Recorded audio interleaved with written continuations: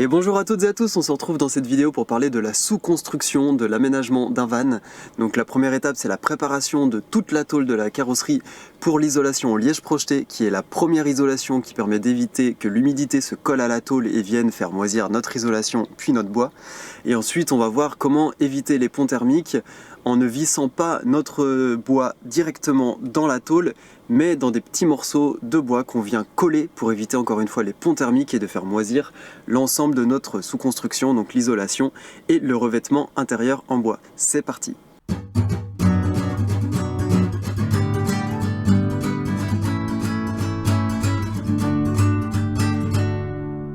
Alors tout d'abord, pourquoi isoler son van et pourquoi prévoir une couche pour limiter l'humidité sur la carrosserie? Ce qu'il faut bien comprendre, c'est que dans un habitat, que ce soit un van, une maison ou n'importe où, on génère de l'humidité. Rien qu'en respirant ou en faisant bouillir de l'eau, bref, en vivant quelque part, on génère de l'humidité et cette humidité vient se charger dans l'air. Et c'est là qu'interviennent les notions de pont thermique et de point de rosée. Alors le point de rosée, ce n'est pas un endroit, c'est un terme qui indique un changement d'état pour un gaz, donc comme l'eau, qui devient solide et donc qui percole. Imaginons par exemple qu'on a des lunettes, il fait froid dehors, comme quand on est à la neige, on rentre dans un espace où il fait chaud, où il y a de l'humidité, et l'humidité vient se coller sur le verre des lunettes. Bon voilà, tout le monde connaît ça, et ben c'est un petit peu le même principe qui se passe dans un van. Le verre des lunettes ici, dans un van, ce serait toute la carrosserie, et la pièce où il fait chaud, c'est l'intérieur du van. Cette tôle, c'est donc un pont thermique qu'il va falloir isoler, et comme elle va être froide, un peu comme avec les lunettes, l'eau va venir percoler sur la carrosserie, sur la tôle, et donc faire moisir notre laine de bois et notre isolation. Alors j'espère que ça a été clair pour vous. L'important, c'est que l'eau ne percole pas sur la carrosserie. Je ne sais pas si vous avez déjà connu ça. Vous avez un fourgon qui est vide, vous l'utilisez dans la journée, donc vous le chauffez. Vous le garez quelque part le soir et vous revenez le lendemain matin et vous voyez des gouttes d'eau partout au plafond, partout, qui a même peut-être percolé, qui est même tombé sur vos outils ou n'importe quoi qu'il y avait dans le van. Donc ça, c'est ce qu'on cherche à éviter, et pour ça il faut rendre la première couche, donc la tôle, hydrophobe pour éviter que l'humidité vienne se coller sur la carrosserie. Alors maintenant je vais vous raconter un peu mon parcours, comment ça s'est passé pour moi. J'ai récupéré un van qui était VASP handicap, donc aménagement bus un petit peu, avec des équipements TPMR qui m'ont permis d'économiser 1600 € à l'achat du van, puisque j'ai revendu tout ce matériel pour 1600 €. Je vous en ai déjà parlé dans une précédente vidéo. Mais je me suis retrouvé avec une caisse qui était donc aménagée un peu comme un bus, avec des petits rideaux occultants, avec énormément de tôles installées partout à l'intérieur. Et donc j'ai dû démonter tout ça. Derrière, j'ai découvert une bonne couche de poussière que j'ai totalement nettoyée et dégraissée au vinaigre, alcool de vinaigre ménager. Donc il y en a qui conseillent de faire ça à l'acétone, moi j'aime pas trop utiliser ces produits-là, donc j'ai fait ça au vinaigre blanc. Donc toute la carrosserie a été soigneusement nettoyée et ensuite grattée au papier de ponce, papier de verre, pour commencer à créer de l'accroche. Il y a différentes choses importantes pour cette étape d'isolation au liège projeté. La première, c'est d'avoir un espace dans lequel on va pouvoir rester entre 1 semaine et 10 jours. Ça paraît rien, peut-être, mais c'est quand même une certaine contrainte. Ensuite, c'est d'avoir un compresseur suffisamment puissant. D'après ce que je voyais sur internet, 70 litres ça suffit. Nous on en avait un de 100 litres et finalement c'était pas forcément suffisant. Je vais vous raconter pourquoi après. Un pistolet à crépir, c'est important pour pouvoir projeter le liège. Un mélangeur, il nous faudra un seau. Il vous faut de quoi masquer l'ensemble du véhicule. Alors ça, c'est encore une étape importante. Donc toutes les fenêtres ont été préparées au scotch de peintre et au film plastique.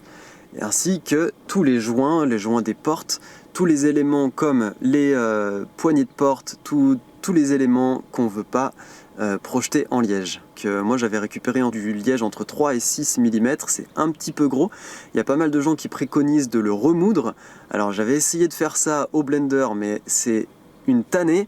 Moi j'ai passé à peu près 100 litres de liège pour faire ce véhicule, donc 100 litres à faire dans un petit blender, vous imaginez un peu la situation. Donc non, j'ai pas fait ça, j'ai juste mis une grosse buse sur mon pistolet à crépir. Alors le mélange utilisé dans mon seau, je mélangeais 1,3 litre de colle blanche d'école, donc 0,8 litre de liant acrylique, à peu près 1 litre d'eau et 4,5 litres de liège. Donc pour ça j'utilisais un petit pichet en plastique ou un gobelet type festival d'1,5 litre Et puis voilà, je mettais tout dans mon seau, hop, bien mélangé avec, pour avoir la consistance un peu liquide, un peu pâteuse. Et puis après, poum, c'est parti, on projette ça à l'intérieur. Donc équipé de ma petite tenue blanche, j'ai commencé à projeter la première couche. Alors ce qui était assez compliqué, c'est que très vite le pistolet à crépir il s'est grippé. Donc il y a des petits joints à l'intérieur qui ont fini par coller et se détacher. Donc ce que je vous conseille, c'est d'avoir une bassine d'eau pas loin et de le nettoyer régulièrement. Donc première couche, hop, nettoyage. Et encore, c'était, imaginons juste isolation du fond, nettoyage, isolation par ici, nettoyage. Hop, pendant qu'on refait un mélange, il faut le laisser tremper dans l'eau, comme ça le joint il n'a pas le temps de sécher, il n'a pas le temps de se coller.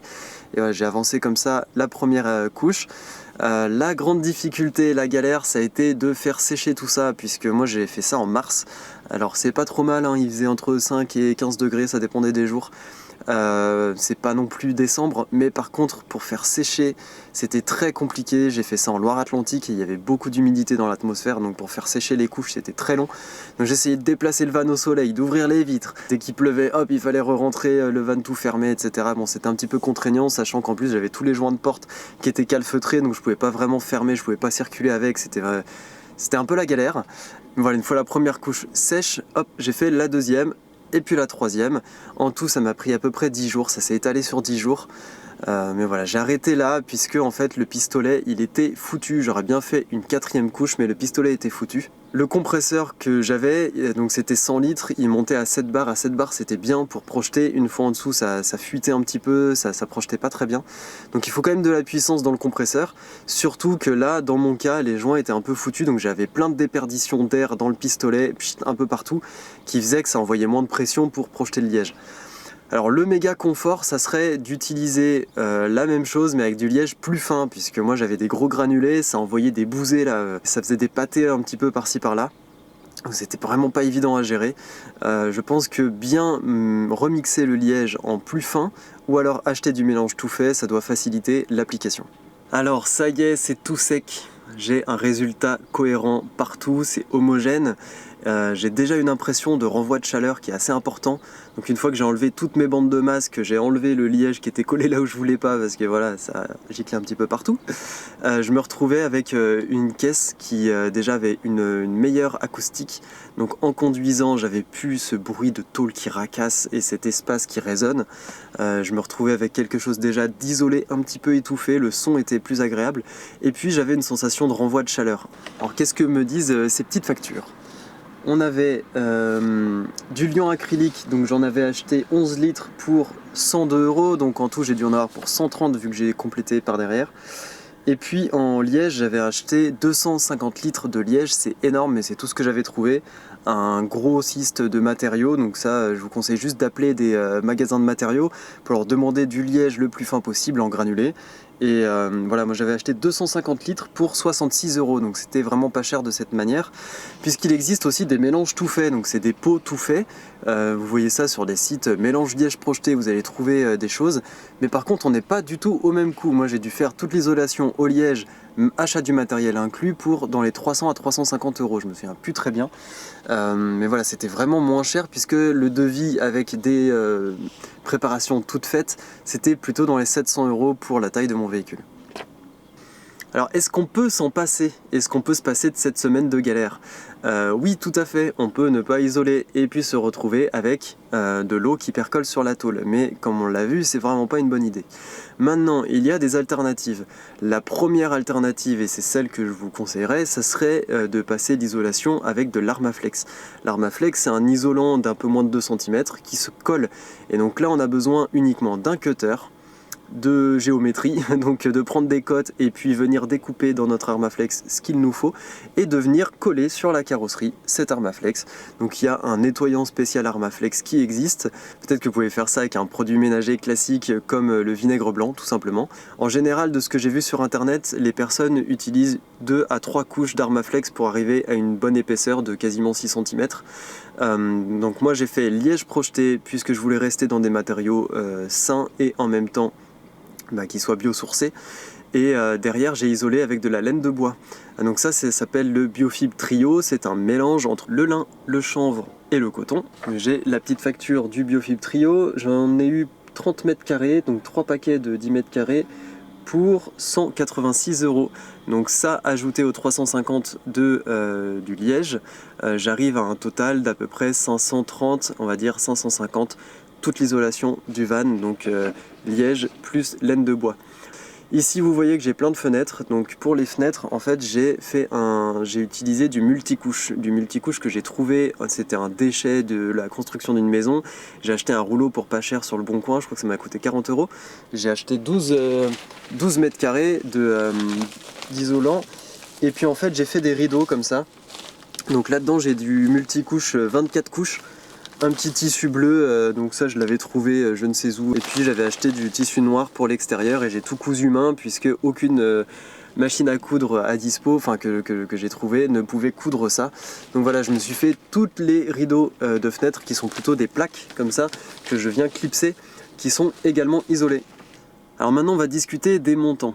Donc on a dans un van la tôle et puis des montants. La légende dit que tous les montants qui traversent le van communiquent et donc sont utiles à la fois pour la structure de la tôle, de la carrosserie globale du véhicule, mais aussi pour l'aération.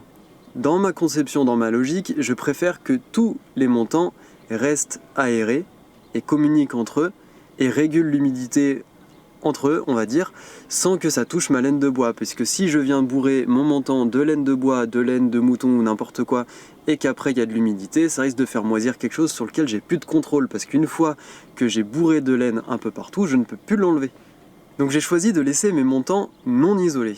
Ce que j'ai fait, c'est que j'ai pris du scotch Armaflex et je suis venu boucher tous les petits trous qu'il y avait dans les montants pour éviter d'avoir un petit courant d'air. Donc on a le liège qui est projeté partout, mes montants qui sont calfeutrés avec du scotch Armaflex, la laine de bois qui est prête et puis mon lambris en attente. Donc là, la question à se poser, c'est comment on fixe tout notre bois sur notre van. Ici, encore une fois, pour limiter les ponts thermiques et l'humidité dans mon aménagement, je n'ai pas vissé tout mon bois dans les montants comme on pourrait le faire. Je l'ai vissé dans des petits bouts de bois que je suis venu coller au montant. Alors, ça c'est important parce que si on met une vis qui traverse entre notre bois et qui va se reprendre dans un montant en tôle, on va avoir encore un pont thermique. La vis va faire le pont entre la température qui est dans la tôle et la vis qui ressort dans notre habitat qui est chaude. Et ce qui risque de se passer, c'est d'avoir de l'humidité qui va percoler sur la vis, autour de la vis, et donc venir faire moisir, encore une fois, notre habillage et notre laine de bois. Donc pour éviter ça, j'ai collé un nombre considérable de petits tasseaux partout. J'ai différencié vraiment deux types de tasseaux, celui qui vient recevoir uniquement le lambris et les tasseaux qui viennent recevoir quelque chose d'un peu lourd. Donc là, mes meubles hauts par exemple, ils sont repris sur des tasseaux qui sont un peu plus solides. Alors pour coller tous ces petits bouts de bois, moi j'ai utilisé de la colle Sikaflex, Sika. Il me semble que maintenant Sika ne fait plus qu'un seul produit qui est universel. À l'époque, moi j'avais récupéré différents tubes puisque j'avais travaillé quelques mois dans une entreprise de camping-car. Et en fait ces tubes-là, bon ils étaient périmés, mais je les ai quand même utilisés et ça a très bien fonctionné. Voilà, j'ai pas vraiment de Sika type à vous conseiller. Pour moi ils sont tous un petit peu pareils, c'est juste que si je dois en utiliser un à l'extérieur, on va prendre de l'anti-UV, mais sinon à l'intérieur, bon, le Sika c'est hyper costaud. Et le bois c'est très poreux, si vous avez bien gratté votre tôle avant, ça va bien prendre et il n'y aura pas de problème de décollement. Donc moi je les ai fixés au plafond et un petit peu partout avec des serre-joints quand je pouvais. Si je pouvais pas, j'allais juste presser mon petit bout de bois sur la carrosserie et puis ça tient en fait. Au bout d'un moment la colle elle prend et puis ça finit par tenir. Je m'étais même suspendu sur mes tasseaux qui étaient en haut là pour vérifier la solidité. C'est très solide, ça tenait mon poids. Donc bon voilà, vous n'avez pas de souci à vous faire. En tout cas, je vous incite fortement à ne pas visser votre aménagement dans la tôle, dans les montants, mais à bien coller des petits tasseaux, des petits bouts de bois partout pour venir vous visser dedans et que votre aménagement intérieur il repose sur quelque chose qui est collé et non pas vissé pour éviter d'avoir un pont thermique dans votre vis et encore une fois de risquer de faire moisir votre bois et votre isolation. Une fois tous ces petits bouts de bois disposés, collés, secs, etc., j'en suis venu à l'habillage. Donc là, ça a été un peu complexe, surtout au niveau des portes. Chaque morceau de bois est unique et vient remplir un petit espace précis. Donc à chaque fois, je mesurais exactement où est-ce que je pouvais me reprendre. Et puis voilà, j'allais découper ma forme spéciale pour ça. J'ai habillé toute la caisse avec du lambris assez fin de 9 mm. Ça m'a pris un temps fou, mais je me suis retrouvé avec une caisse saine. Tout est isolé, je sais où sont les tasseaux structurants pour les meubles, donc je vais pouvoir y passer dans une prochaine vidéo. Avant de vous parler de l'aménagement intérieur, on va rester un peu sur le thème de la carrosserie et vous parler de ce qui s'est passé en toiture, avec l'installation d'un lanterneau qui n'est pas si compliqué que ce qu'on peut croire, l'installation d'un panneau solaire et son passe-câble, et la reprise de certains points de rouille. Si ça vous intéresse, faites sonner la cloche et on se retrouve dans la prochaine vidéo pour parler de la toiture. Ciao!